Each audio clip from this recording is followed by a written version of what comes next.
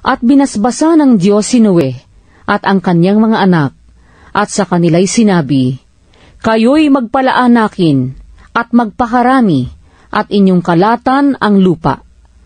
At ang takot sa inyo at sindak sa inyo ay mapapasa bawat hayop sa lupa, at sa bawat ibon sa himpapawid, lahat ng umuusad sa lupa, at lahat ng isda sa dagat ay ibinibigay sa inyong kamay. Bawat gumagalaw na nabubuhay ay magiging pagkain ninyo, gaya ng mga sariwang pananim na lahat ay ibinibigay ko sa inyo. Ngunit ang lamang may buhay na siyaniyang dugo ay huwag ninyong kakanin. At tunay na hihingan ko ng sulit ang inyong dugo, ang dugo ng inyong mga buhay. Sa kamay ng bawat ganid ay hihingan ko ng sulit. At sa kamay ng tao, sa kamay ng bawat kapatid ng tao, ay hihingan ko ng sulit ang buhay ng tao. Ang magbubo ng dugo ng tao, sa pamamagitan ng tao, ay mabububo ang kanyang dugo, sapagkat sa larawan ng Diyos nilalang ang tao. At kayo'y magpalaanakin at magpakarami, magsilago kayo ng sagana sa lupa, at kayo'y magsidami riyan.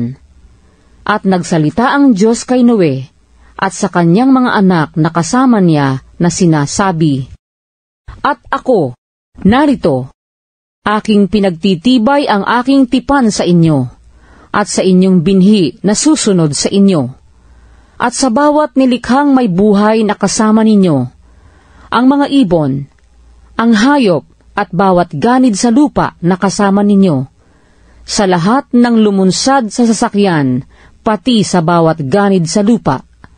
At aking pagtitibayin ang aking tipan sa inyo, ni hindi ko nalilipulin ang lahat ng laman sa pamamagitan ng tubig ng baha, ni hindi na magkakaroon pa ng bahang gigiba ng lupa.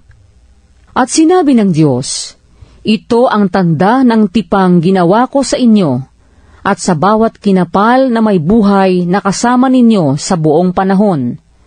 Ang aking bahaghari ay inilalagay ko sa alapaap, at siyang magiging tanda ng tipan ko at ng lupa. At mangyayari, pagka ako'y magbababa ng isang alapaap sa ibabaw ng lupa, na makikita ang bahaghari sa alapaap, at aalalahanin ko ang aking tipan, na inilagda ko sa akin at sa inyo, at sa bawat kinapal na may buhay sa lahat ng laman, at ang tubig ay hindi na magiging bahang lilipol ng lahat ng laman. At ang bahaghari ay pasa sa alapaap, at aking mamasdan, upang aking maalaala ang walang hanggang tipan ng Diyos, at ng bawat kinapal na may buhay sa lahat ng lamang nasa ibabaw ng lupa. At sinabi ng Diyos kay Noe, ito ang tanda ng tipang inilagda ko sa akin at sa lahat ng laman na nasa ibabaw ng lupa. At ang mga anak ni Noe na nagsilunsad sa sasakyan ay si Sem at si Cam at si Hapet. At si Cam ay siyang ama ni Kanaan. Ang tatlong ito ay mga anak ni Noe, at sa mga ito'y nakalatan ang buong lupa. At nagpasimula si Noe na maging mangbubukid, at naglagay ng isang ubasan, at uminom ng alak at nalango, at siya'y nahubaran sa loob ng kanyang tolda. At si Cam na ama ni Kanaan ay nakakita ng kahubaran ng kanyang ama, at isinaysay sa kanyang dalawang kapatid na nasa labas. At kumuha si Sem at si Hapet ng isang balabal, at isinabalikat nilang dalawa, at lumakad ng paurong, at tinakpan ang kahubaran ng kanilang ama. At ang mukha nila ay patalikod, at hindi nila nakita ang kahubaran ng kanilang ama. At nagising si Noe sa kanyang pagkalango sa alak, at naalaman ang ginawa sa kanya ng kanyang bunsong anak. At sinabi, sumpain si Kanaan, siya'y magiging alipin ng mga alipin sa kanyang mga kapatid. At sinabi niya, purihin ang Panginoon, ang Diyos ni Sem, at si Kanaan ay maging alipin niya.